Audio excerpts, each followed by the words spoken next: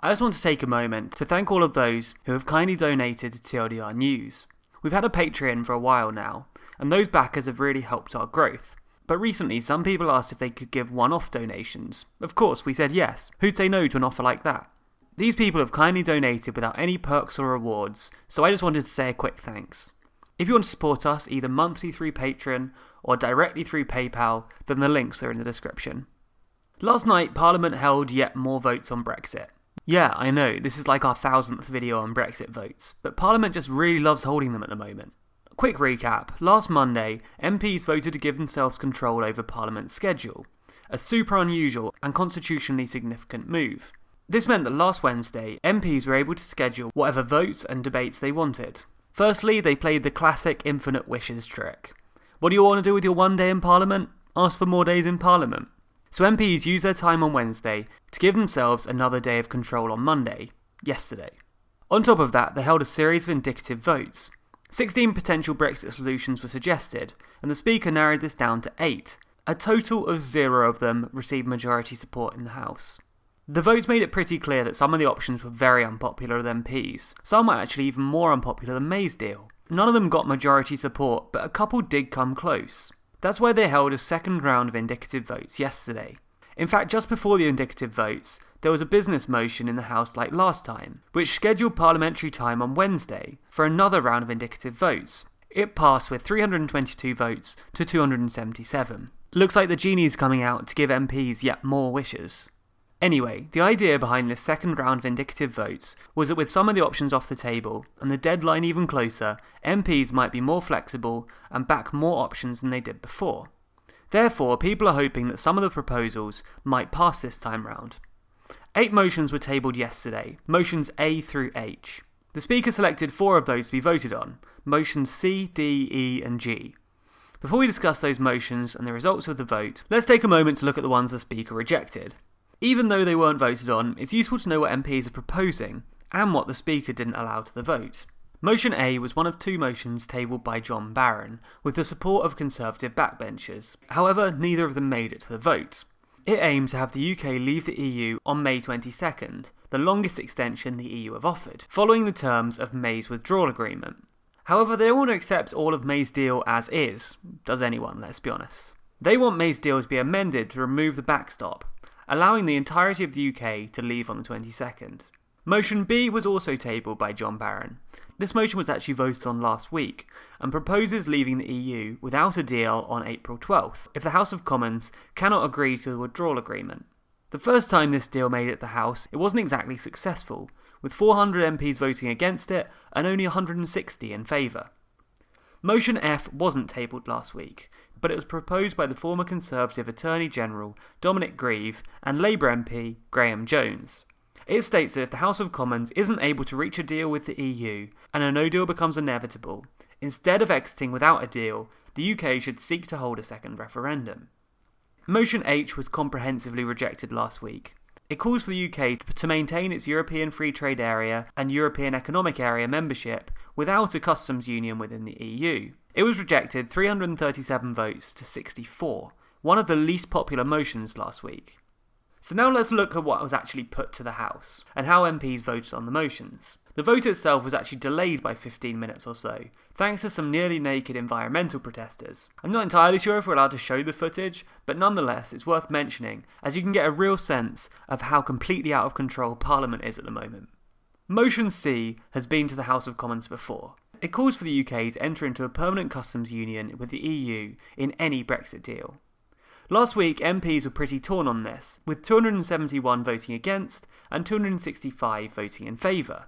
Despite Labour's support, the motion was defeated again this week. Order. I can now announce the outcome of the divisions on motions relating to the United Kingdom's withdrawal from and future relationship with the European Union. In respect of Mr Clark's motion C, Customs Union, the ayes were 273, the noes were 276.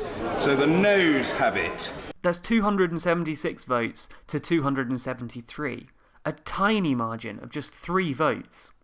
Motion D was also put to the House last week. This motion was more commonly known as Common Market 2.0. It proposes that the UK joins the European Free Trade Association and European Economic Area, with a comprehensive customs arrangement. This was rejected last time round, with 283 votes to 189. The motion has been modified slightly from last time round, basically calling for even closer alignment than before, and demanding a legally binding instrument that would replace the backstop arrangements with a Common Market 2.0 setup. Because of these amendments, Labour and the SNP decided to whip MPs to vote for it. Even with their support, it was defeated again. In respect of Mr Nicholas Bowles' motion D, Common Market 2.0, the ayes were 261, the noes were 282. So the noes have it. Yeah, that's another really tight margin of only 21 votes. Motion E was nicknamed the second referendum or confirmatory public vote motion when it came to the House last week. This motion states that no Brexit plan can be implemented unless and until they've been approved by the people of the UK in a confirmatory public vote. It's worth noting that this isn't quite the same as a second referendum. Technically, the UK would just ask the people a simple yes-no question about whether or not they approved whatever deal Parliament comes up with. Last week this motion got the highest number of ayes, with 268 MPs voting in favour. However, a lot of MPs also didn't like it, with 295 voting against it. Again, Labour whipped its MPs in support of this one.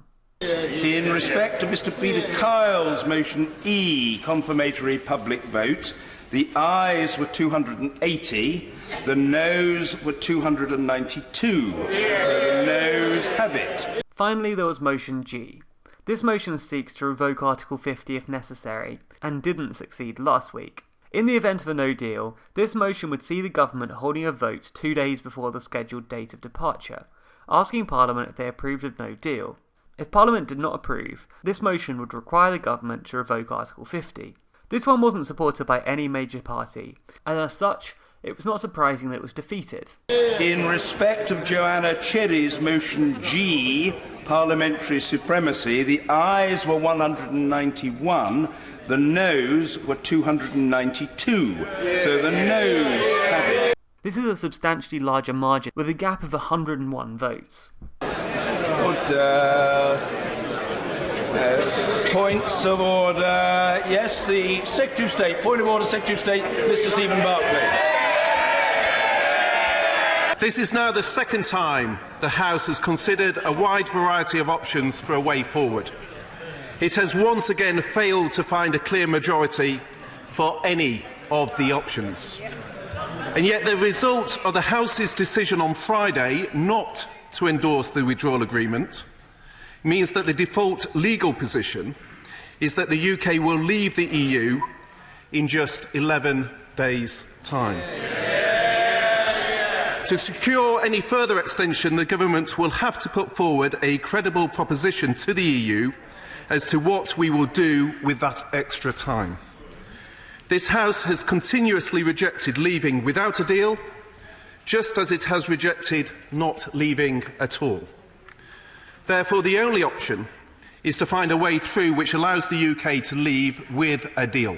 Mr Speaker, Cabinet will meet in the morning to consider the results of tonight's vote and how we should proceed. Thank you, Secretary of State. Point of order, the Leader of the Opposition, Mr Jeremy Corbyn. On a point of order, it's disappointing that no solution has won a majority this evening. That's a whole lot more voting. So what did we actually learn from this round of voting? Well, like last time, Parliament has failed to commit to support any one proposal. Basically, it doesn't like anything. Luckily, as I mentioned earlier, there's another round of indicative votes due on Wednesday, for Parliament to try and find a majority for something. But I remind the House that the Prime Minister's unacceptable deal has been overwhelmingly rejected 3 times. The margin of defeat for one of the options tonight was very narrow indeed, and the Prime Minister's deal has been rejected by very large majorities on 3 occasions. If it's good enough for the Prime Minister to have 3 chances at her deal, then I suggest that possibly the House should have a chance to consider again the options that we had before us today in a debate on Wednesday, so that the House can succeed where the Prime Minister has failed. But even with that glimmer of hope, it wasn't a good day for Parliament. Even with 4 options taken off the table, they still couldn't compromise and agree on anything. This is in part because MPs are holding out for their preferred option. For example, 33 MPs, basically the whole independent group and some Labour MPs, voted for a people's vote, but refused to vote for a customs union because they wanted their option to come out on top, even though they'd obviously prefer a customs union over May's deal. It hasn't been helped out by the Conservatives either. While they didn't specifically whip against each motion, they did whip against the business motion scheduling time for the votes, and didn't actively support any particular motion. May even instructed her own cabinet to boycott the votes by abstaining. Conservative MPs have overwhelmingly voted against all of the motions, which hasn't helped Parliament find a majority for anything. In fact, only 37 Conservative MPs voted for the customs union, and only 33 for Common Market 2.0. Because of this lack of cooperation, which has been described as an unwillingness to compromise, Nick Bowles, MP, actually resigned from the Conservative Party after the results of the indicative votes came out. Yes, I'll take a point of order from Mr. Nicholas Bowles. On a point of order, Mr. Speaker, I have given everything to an attempt to find a compromise that can take this country out of the European Union while maintaining our economic strength and our political cohesion. I accept I have failed. I have failed chiefly because my party refuses to compromise. I regret, therefore, to announce that I can no longer sit for this party. Oh, Nick, don't go. Come on. What's that? Come on. Honourable gentleman has told the House. Indeed. So despite a poor showing from Parliament, at least we had some nudity and resignation to keep us entertained. So what happens next? Well, obviously I have no idea. I don't think even the most insightful political commentators do. But it's worth thinking about the next round of indicative votes on Wednesday. Even if something does get a majority, it doesn't look like it's going to be a huge one, probably only by 10 votes or so. This would be progress, but it doesn't solve everything. Firstly, it's not legally binding, so the government could just ignore it. Secondly, a slim majority isn't going to be all that stable. The EU might not be convinced that it could hold over the next phase of negotiations. Can they really rely on a ragtag bunch of Labour MPs and Conservative rebels to keep voting for the necessary legislation to turn Common Market 2.0 into reality? And if they can't, do they offer an extension? Something we actually discussed in the video we released yesterday. Anyway, I hope that wasn't too gloomy, and if you do want to cheer up, go and have a look back over some of our old videos. They're just countries wearing shoes, hopping around on a friendly baby blue background. Perfect for relaxing. While you're at it, make sure you subscribe so you don't miss any of the developments. Also, follow us across our other social channels so we can keep you up to date with exclusive content and notify you when we post new articles. You can find us by searching for TLDR News.